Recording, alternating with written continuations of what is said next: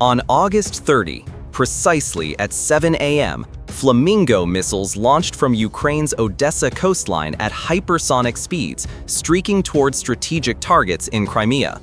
These bulky missiles barreled straight into the heart of Russia's defensive network at a blistering pace.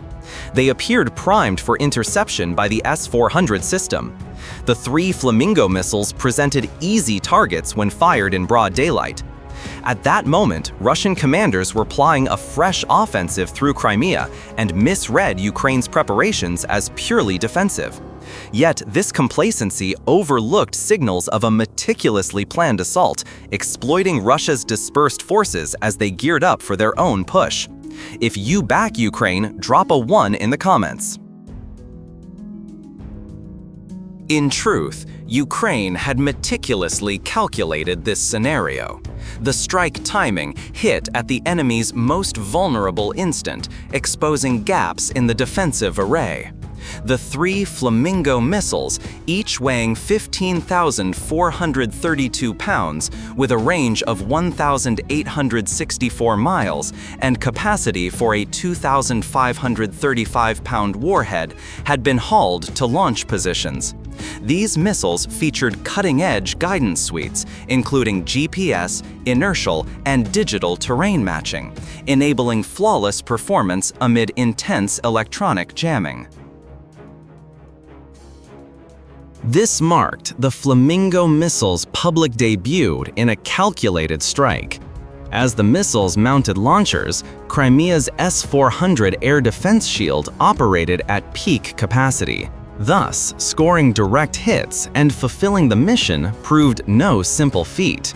Russia's air defense grid, backed by the 96 L6AP radar and Pantsir S-1 batteries, stood built to spot and shred low-altitude intruders, but Ukraine leveraged synchronized assault tactics to swamp their processing power.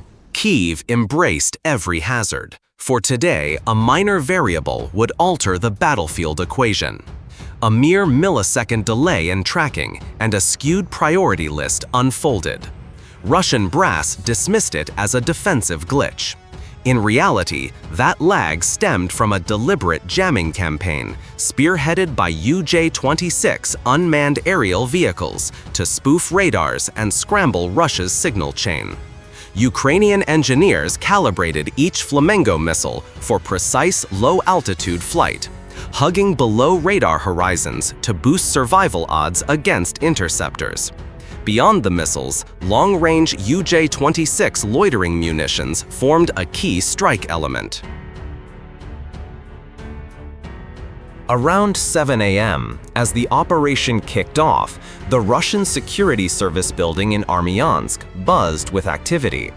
Meanwhile, the Russian intelligence units on site failed to grasp they were about to become the focal point of a coordinated barrage. Russian commanders and intel officers were deep in drone strike planning against southern Ukrainian towns. At the same time, helicopter pad operations along the Simferopol axis neared rollout. Russia's coastal security patrol plan along the Sevastopol line locked in for the morning shift. This fixation on offensive moves left Russia blind to their Crimean defenses stretching to breaking point. The anomaly kicked off with faint radar pings from UJ-26 drones, jamming detection systems and delaying target classification. The UJ-26 drones and 3 Flamingo missiles forged a strike package that left Russian intel officers and Black Sea Fleet units reeling. In the opening phase, drones infiltrated Crimean airspace. These UJ-26 units, clocking 93 to 112 miles per hour with a 55 to 66-pound explosive payload, stood designed to hammer critical infrastructure, disrupting Russia's command chain. The UJ-26 drones were slated to reach Crimea in 45 to 50 minutes of flight time. Roughly 30 minutes after their launch, the 3 Flamingo missiles fired. Their approach to target clocked at about 15 minutes. This tactic guaranteed Russian air defenses faced simultaneous threats, slashing interception rates.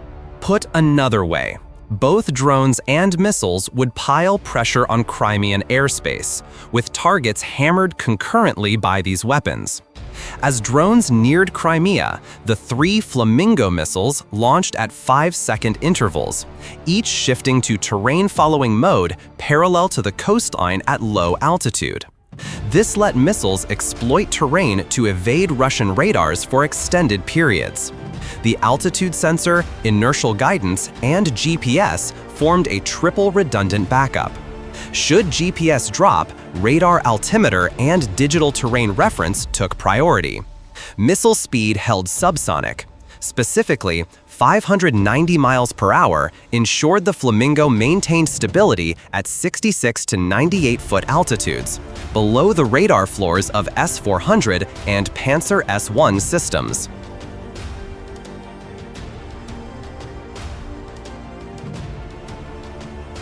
The Flamingo missile's warhead mass and range tailored it for tactical strikes. The 2,535-pound payload surpassed thresholds for structural collapse or functional paralysis in a single blow, blending overpressure and fragmentation in subsurface voids via delayed bunker-busting fuses. This warhead, packing double the punch of a Tomahawk missile, could punch through hardened sites and wreak havoc on military infrastructure. The 1,864-mile range offered vast routing flexibility. This allowed Ukraine to fire from standoff positions far from the front, catching Russia off guard and complicating defensive schemes.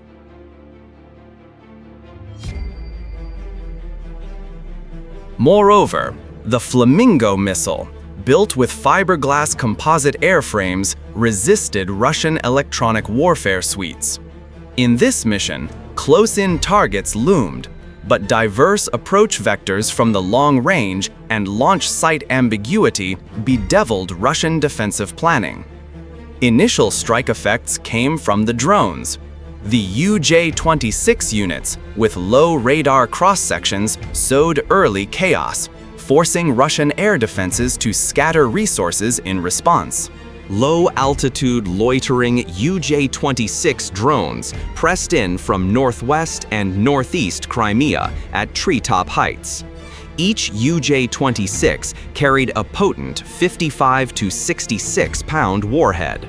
Their composite bodies and tiny radar signatures yielded just 1 or 2 cells per fixed antenna sweep, delivering collision geometry to power substations, oil pipelines, and fiber optic comms nodes.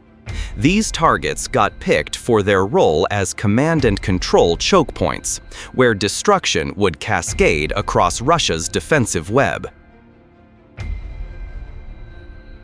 Drone speeds varied from 93 to 112 miles per hour, with flight control via GPS fused with INS and optical backup referencing. Range parameters held at 124 to 249 miles depending on target, sufficient to reach endgame via inertial guidance even under jamming.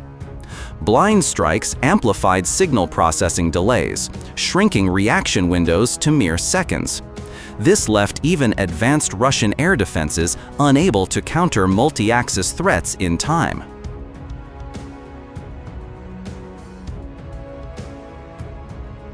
This meant Russian air defenses had scant time to intercept without errors, yet Ukraine's drones closed on targets swiftly to erase any intercept window entirely.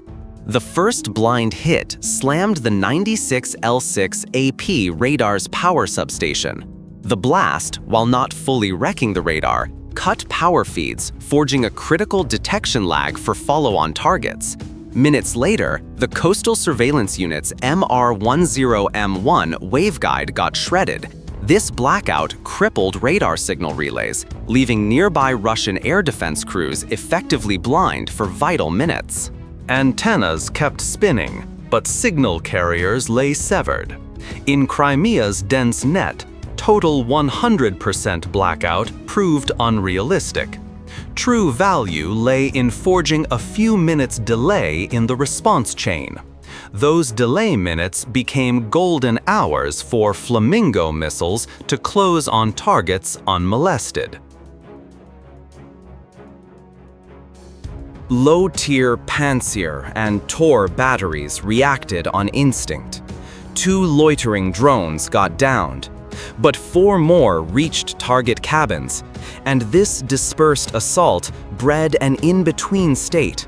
Radar nets seemingly operational, yet yielding no meaningful tracks. The scatter disrupted Russian target prioritization, preventing focus on prime threats. Right then, the planned strike wave rolled in. For even as defenses fired, tracking lags and radar horizon limits couldn't block a low-flying missile's penetration. Now came time for 2 Flamingo missiles to zero the Russian FSB building in Armyansk and 1 to level Sevastopol. This assault aimed to maximize damage to Russian command hubs and strategic infrastructure. Another major Ukraine risk loomed in GPS jamming. Thus, Flamingo routes backed up with digital terrain GPS INS and altimetry. Flamingo 1 targeted the border security and intel base's command and communications bunker. This missile programmed for pinpoint strikes on comms and command nodes, paralyzing Russian coordination.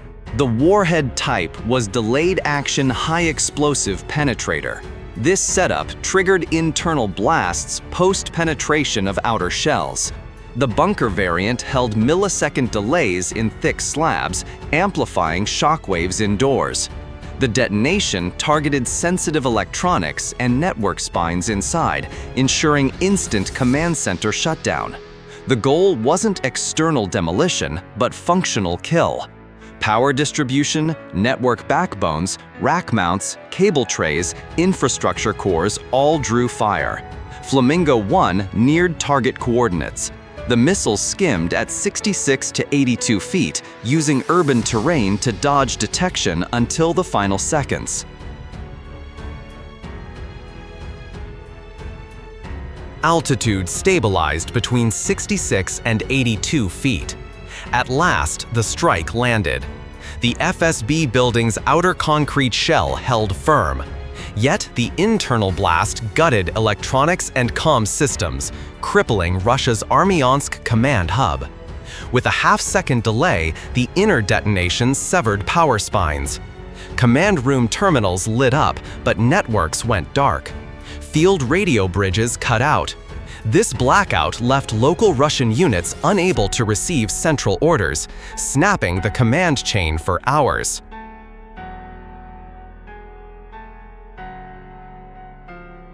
The operational impact rang crystal clear. Lights on, but data off. For defenders, this proved deadlier than full blackout. Russian officers saw radar screens alive, yet couldn't analyze or react to follow-on threats in time. Decision-makers wasted precious seconds on false feeds. As this crisis raged inside the FSB building, Flamingo 2 locked onto the junction of the Power Grid Management Center and Field Comms Cabin in the same complex. The fuse again set delayed. This target got chosen to neuter backups too, stretching Russian recovery from days to weeks. Ukraine then shifted to the operation's next phase. Flamingo 3 entered terminal approach towards Sevastopol. This stage zeroed on a wrecking port infrastructure, disrupting Black Sea Fleet operations. The aim hit a small pier where patrol craft moored. 2 strike points picked: the fuel supply line and a compact pier command shack. Why these 2? Because severing those lines rendered even a hardened pier useless. Destroying them broke Russia's fuel logistics and patrol coordination. Ships couldn't dock, refueling cycles halted, operations stalled. This rendered the harbor entrance unsafe.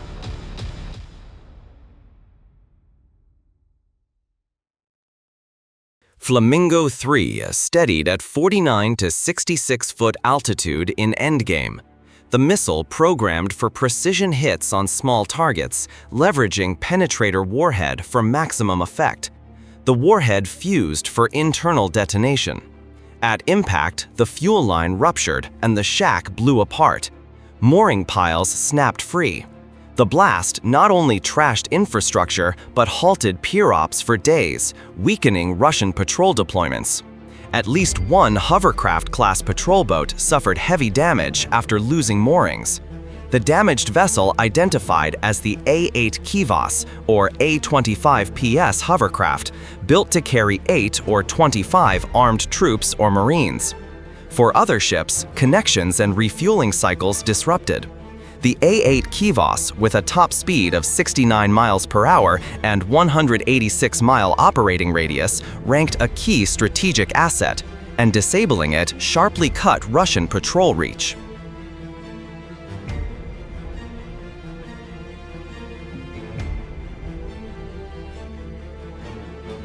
At the pier, the dock surface collapsed and fuel lines lay severed. This disruption sidelined Sevastopol harbor's naval support in the near term, giving Ukraine a window to shore up defensive lines. In other words, Russia absorbed a shock from Flamingo missiles and loitering drones in Crimea. So why couldn't Russia stop the strikes on the FSB building in Crimea and the hovercraft in Sevastopol? The S-400 system held no weaknesses. On the contrary, it packed potential to down every cruise missile at once. Yet Ukrainian sources reported 0 missiles downed. The drone missile coordination forged a multi-layered assault that overwhelmed Russian response capacity. Low-level flight, fused with jamming and terrain masking, kept Russian radars from locking targets in time.